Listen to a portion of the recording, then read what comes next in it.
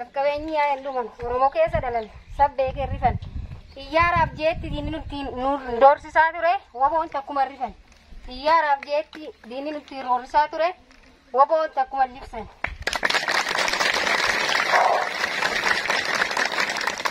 Waboon maqaa keenya salphaatti hin dhufne irratti wareegamne dhiig keenyaan arganne kaayoo kanaaf jibbamne malee jibbamtooti hin dhalanne. Yoo arraba maqaan kee ishee ba'e nyaati keenya immoo cakkee ta'e kaayoo kanaaf jecha waan nu mudateen argin hundumaa agarre.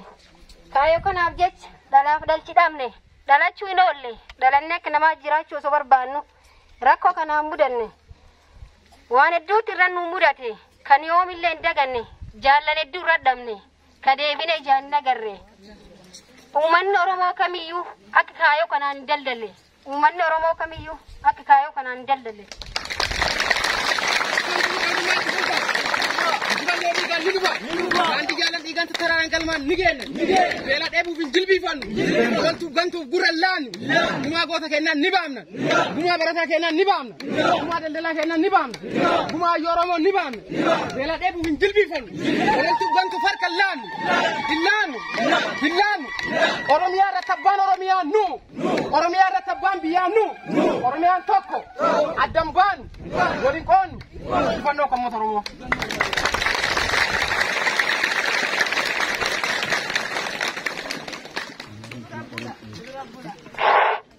Waboo waraan bilisummaa Oromoo saba ofii akka bu'ee kan geggeessu kaayyoon nu qabsoomneef eenyuufillee kan hin qabne mamiif shakki uummata keessa baanee uummatumaan jiraanna qabsoorraa wareegamnus akkanatti lakkifnu dhalootaaf dabarsine laanna fideensi barana kucarraa gullee ololtuuf gantuun akka qilleensa mukuraastullee qabsoo akka kan fiixaan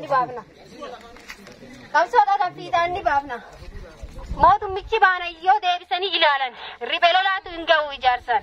Nugawwaabsuuf macarraa qaree addunyaan nu dadhabde barsiisan. Nugawwaabsuuf macarraa qaree addunyaan nu dadhabde barsiisan.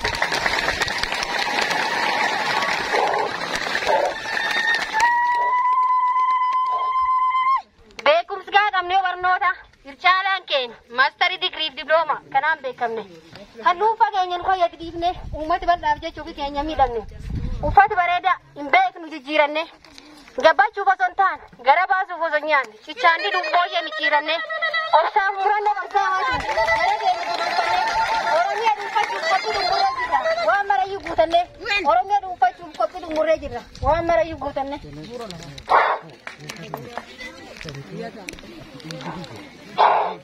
Qabniyoo barnoota ircaalaan keenya maastarii digriif diblooma kanaan beekamne kan dhuunfa keenya nu fayyadamne uummata bal'aaf jecha ofii keenya miidhamne. Uffati bareedaa hin beeknu jijjiiranne gabachuuf osoo hin taane gara baasuuf osoo hin nyaanne cichaanii dubboo ishee micciiranne obsaaf murannoo qabsaawaatiin gara keenya guduunfanne Oromiyaa dhuunfachuuf qophii dhummurree jirra waan marayyuu guutanne Oromiyaa dhuunfachuuf qophii dhummurree jirra waan marayyuu guutanne.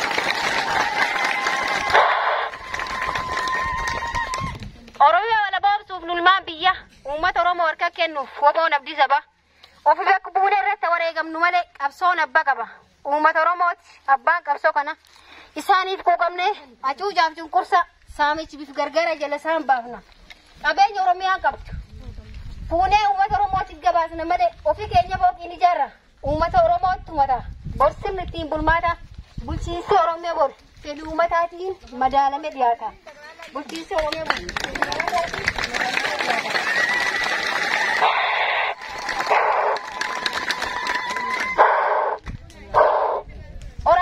falmatuu doyyoo.